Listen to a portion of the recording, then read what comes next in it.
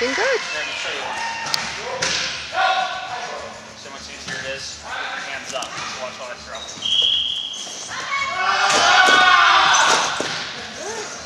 Okay. All right, now try that with your hands up, Alan.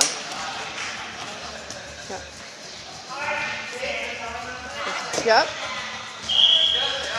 That's what helps you get your flip. You're right, that does sort of help.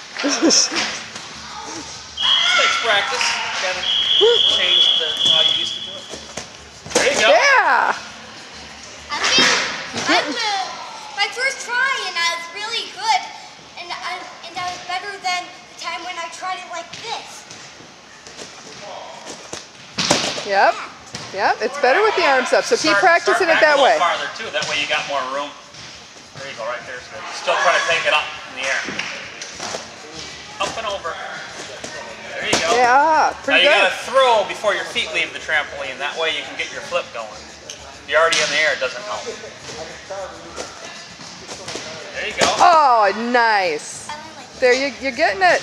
Yep. You're getting it. Much easier. Okay. As soon as I get out, Yep. I'm gonna try it one bounce once. Okay. Fine.